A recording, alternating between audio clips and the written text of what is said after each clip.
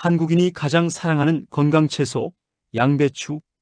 K푸드 열풍을 타고 전 세계에서도 주목받는 대표 건강식입니다. 그래서 양배추를 몸에 좋다고 거의 매일 드시죠. 그런데 그 양배추가 지금 이 순간에도 여러분의 신장 필터를 조용히 압박하고 있을 수 있습니다. 통증은 없습니다.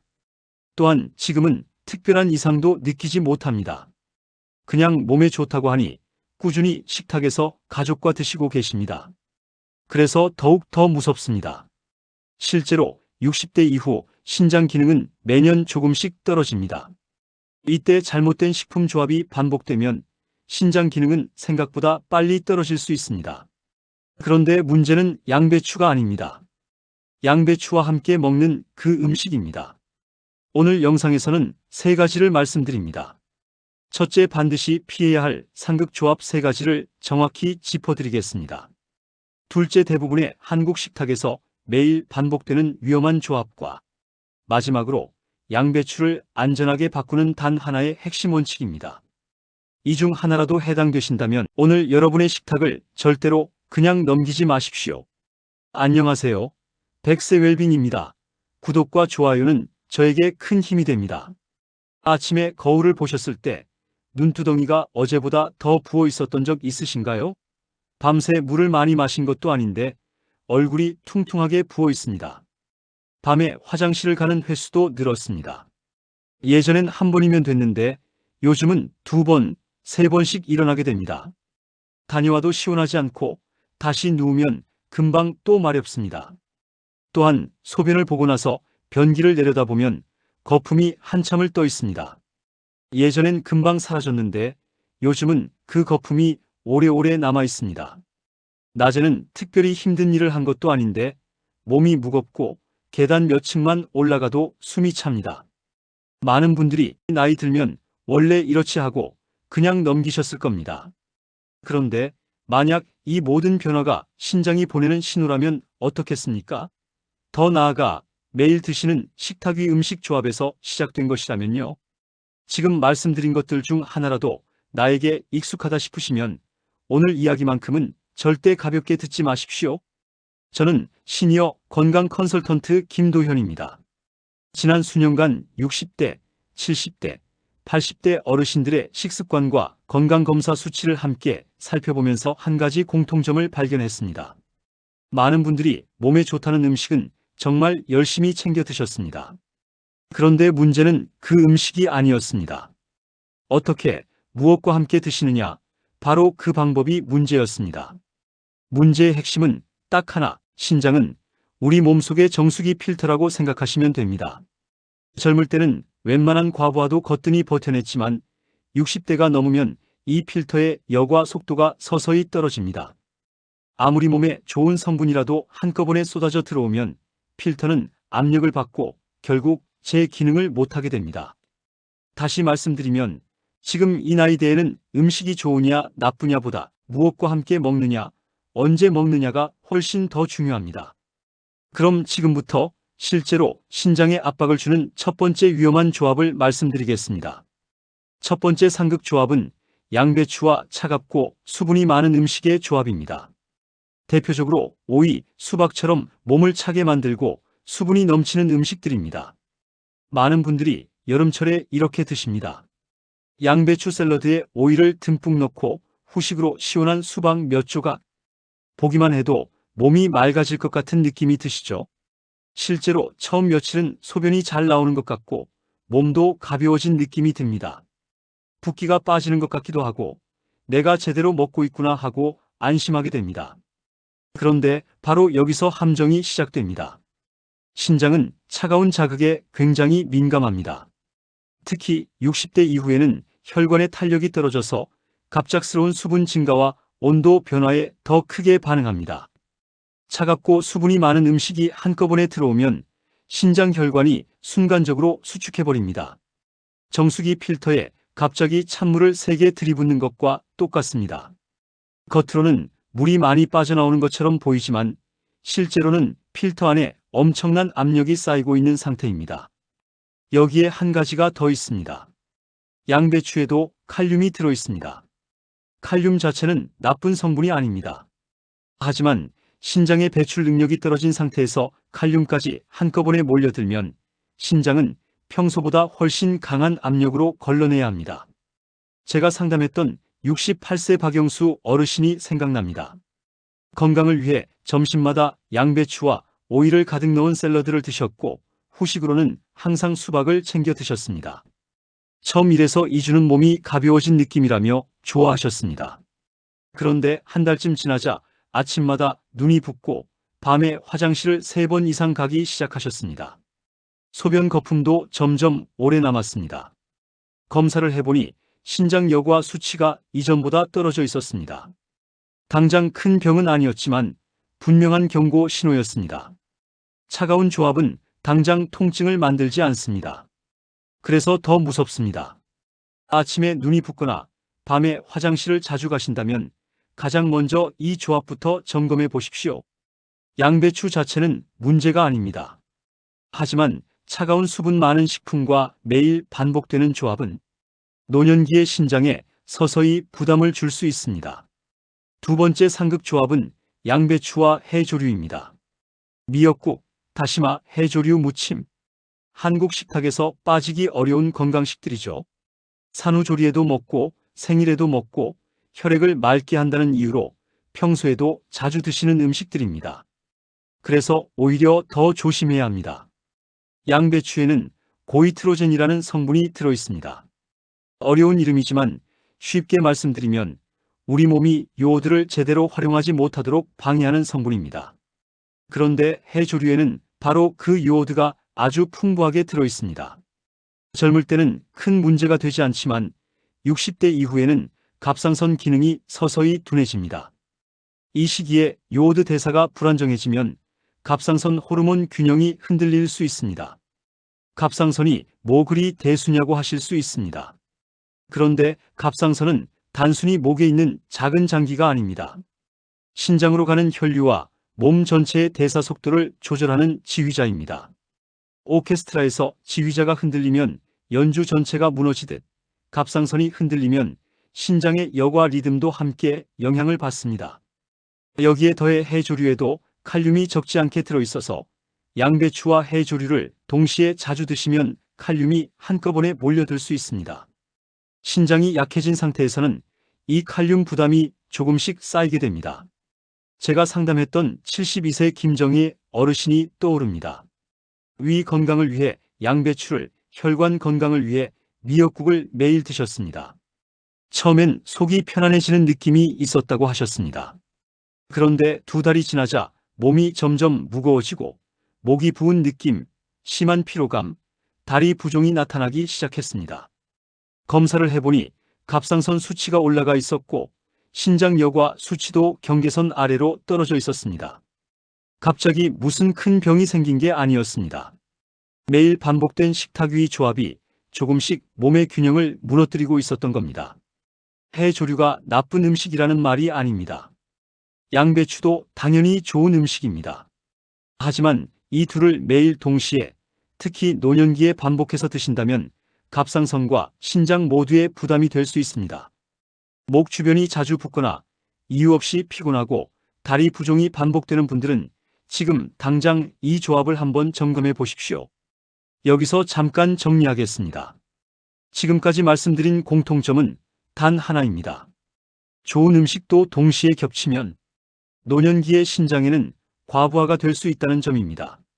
차가운 조합, 해조류 반복 조합, 이 2가지만이라도 오늘 점검해 보십시오. 이제 마지막 약을 드시는 분들이 반드시 알아야 할 조합을 말씀드리겠습니다. 세 번째 상극 조합은 양배추에 짠 음식이 더해지면서 거기에 약까지 함께 들어오는 경우입니다. 특히 혈액을 묽게 하는 약, 즉 항응고제를 드시는 분들은 지금부터 더 집중해서 들어주십시오. 양배추에는 비타민 K가 들어있습니다. 이 성분은 상처가 났을 때 피를 먹게 해주는 몸에 꼭 필요한 영양소입니다. 그런데 항응고제를 복용 중이신 분들께는 이 균형이 아주 미묘해집니다. 항응고제는 혈관 속에서 피가 너무 잘 굳지 않도록 조절해주는 약입니다. 그런데 양배추를 많이 드셔서 비타민 K 섭취가 갑자기 늘어나면 약의 힘이 약해지면서 혈액이 예상보다 더 잘 굳는 상태가 될 수 있습니다. 여기에 짠 음식까지 더해지면 상황은 더 복잡해집니다.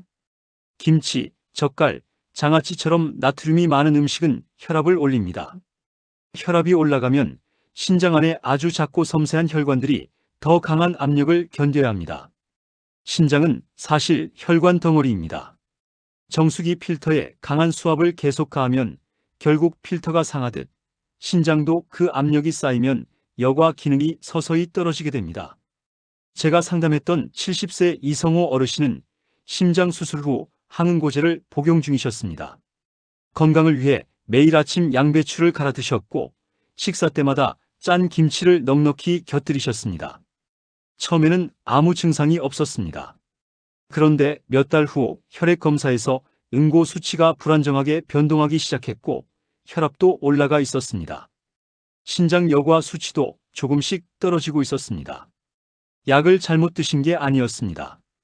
음식 조합을 미처 신경 쓰지 못하셨던 겁니다. 여기서 가장 중요한 말씀을 드립니다.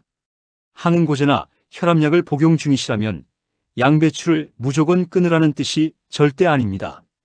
다만 얼마나 자주, 얼마나 많이, 어떻게 조리해서 드실지를 반드시 담당 의사 선생님과 상의하셔야 합니다.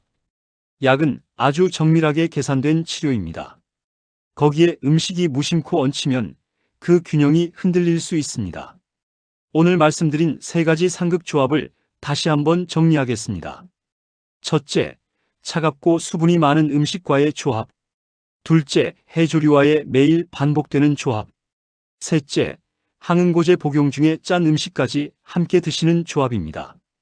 양배추는 분명히 좋은 식품입니다. 하지만 노년기에는 무엇과 함께 어떻게 드시느냐를 반드시 따져봐야 합니다.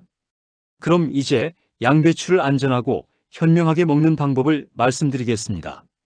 여기까지 들으시면서 혹시 이런 생각이 드셨을 겁니다. 그럼 양배추를 아예 먹지 말라는 건가요? 아닙니다. 양배추는 죄가 없습니다. 오히려 위 점막을 보호하고 염증을 낮추는 데 도움을 주는 아주 훌륭한 채소입니다. 문제는 양배추가 아니라 노년기의 몸 상태를 고려하지 않은 조합이었습니다. 젊을 때는 뭘 먹어도 거뜬히 버티던 몸이었습니다. 그 방식이 지금도 그대로 통할 거라고 믿으셨다면 그게 실수였을 수 있습니다. 좋은 재료도 요리법을 바꾸면 완전히 다른 음식이 되듯 양배추도 먹는 방식을 바꾸면 독이 아닌 보약이 됩니다. 양배추를 끊는 것이 아니라 안전하게 먹는 방법을 아는 것이 해답입니다. 지금부터 양배추를 다시 보약으로 만드는 실제 조합과 실천법을 말씀드리겠습니다. 그럼 이제 양배추를 안전하게 그리고 더 효과적으로 드시는 방법을 말씀드리겠습니다. 첫 번째 황금 조합은 양배추와 사과입니다. 사과에는 팩틴이라는 수용성 식이섬유가 들어있습니다. 이 성분은 장 속에서 노폐물과 결합해 부드럽게 배출을 도와줍니다. 쉽게 말씀드리면 양배추의 다소 거친 섬유질을 사과가 부드럽게 감싸주는 구조입니다. 거친 소를 부드러운 천으로 감싸서 쓰는 것과 같습니다.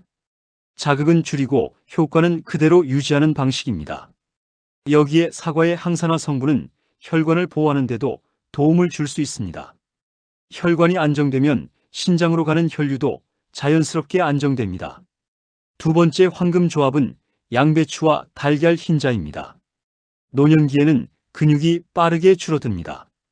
근육이 줄면 몸의 대사 속도가 떨어지고 신장으로 가는 혈류도 함께 감소할 수 있습니다. 달걀 흰자는 지방 부담이 적고 흡수가 안정적인 단백질 공급원입니다.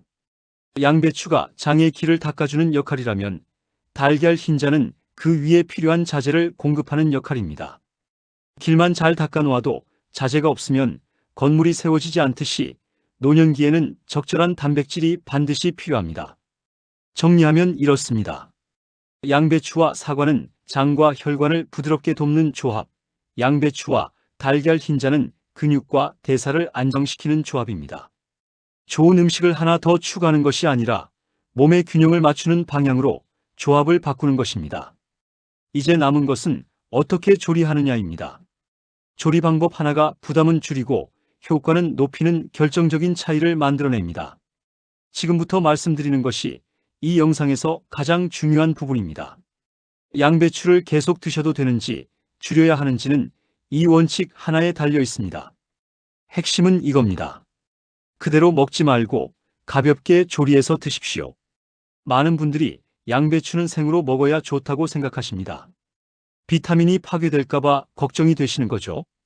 그런데 60대 이후에는 이야기가 조금 달라집니다.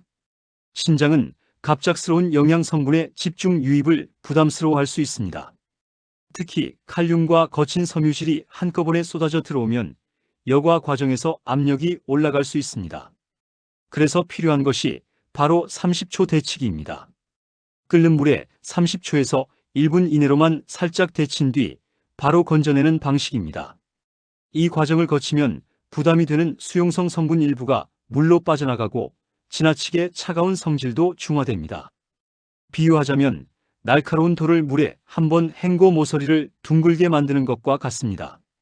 돌은 그대로지만 닿는 느낌은 훨씬 부드러워집니다. 한 가지 방법을 더 드리겠습니다. 데치기 전에 찬물에 10분에서 20분 정도 담가두는 것입니다. 이것만으로도 일부 수용성 성분을 미리 완화하는 데 도움이 됩니다. 조리 후에는 된장이나 들기름처럼 지방이 소량 포함된 식재료와 함께 드시는 것이 좋습니다. 섭취 방법은 간단합니다.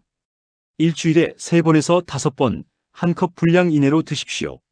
공복보다는 식사 중이나 식후에 드시는 것이 부담이 적고 차갑게 바로 드시기보다 상온이나 따뜻한 상태로 드시는 것이 좋습니다. 이 원칙의 핵심은 양배추를 끊는 것이 아니라 노년기의 몸에 맞게 다듬어서 드시는 것입니다. 실제로 이 작은 조리 습관 하나를 바꾸고 나서 아침 붓기와 소화 부담이 줄었다고 말씀하시는 분들이 많습니다. 음식은 그대로입니다. 바뀐 것은 조리 방식뿐입니다. 73세 김영수 어르신은 건강을 위해 매일 아침 양배추를 생으로 갈아 드셨습니다. 점심에는 미역국, 저녁에는 김치가 빠지지 않았습니다. 처음 2주는 속이 편했습니다. 소변도 시원하게 나오는 느낌이었습니다. 그래서 더 믿고 드셨습니다. 하지만 한 달쯤 지나자 아침마다 눈이 무겁게 부었고 밤에는 3번씩 화장실을 다녀왔습니다. 나이가 들어서 그렇겠지 하시며 대수롭지 않게 넘기셨습니다. 2달 후 건강검진에서 신장 여과 수치가 눈에 띄게 떨어졌습니다. 의사는 큰 병은 아니지만 경고 단계라고 했습니다. 그때 식단을 점검했습니다. 양배추는 끊지 않았습니다. 대신 조합을 바꾸고 30초 데치기를 시작했습니다. 짠 음식은 절반으로 줄였습니다. 석 달 뒤 야간요 횟수가 절반 이하로 줄었고 아침 붓기가 거의 사라졌습니다. 수치도 안정 범위로 회복되었습니다. 김영수 어르신은 이렇게 말씀하셨습니다. 좋은 음식이 아니라 방법이 문제였네요. 오늘 핵심을 다시 정리해 드리겠습니다. 첫째, 차갑고 수분 많은 음식과의 반복 조합은 줄이십시오. 둘째, 해조류와 동시에 과하게 드시지 마십시오. 셋째, 항응고제나 혈압약을 복용 중이시라면 반드시 담당 의사 선생님과 상의하십시오. 그리고 꼭 기억하십시오. 양배추는 나쁜 음식이 아닙니다. 노년기의 몸에 맞게 조리하고 양과 타이밍을 조절하는 것이 핵심입니다. 이 작은 변화가 석 달 후 여러분의 아침을 바꿀 수 있습니다. 눈두덩 붓기가 줄고 밤잠이 깊어지고 몸이 가벼워질 수 있습니다. 오늘부터 식탁의 조합을 한 번만 점검해 보십시오. 이 영상이 도움이 되셨다면 백세 웰빙 채널을 구독해 주십시오.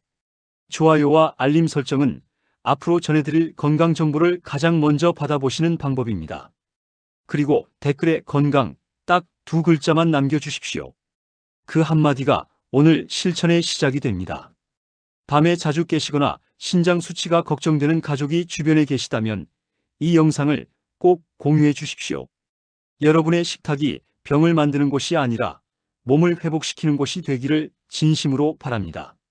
다음 영상에서도 여러분의 노년을 더 가볍고 안전하게 만드는 이야기로 찾아뵙겠습니다. 건강하십시오. 감사합니다.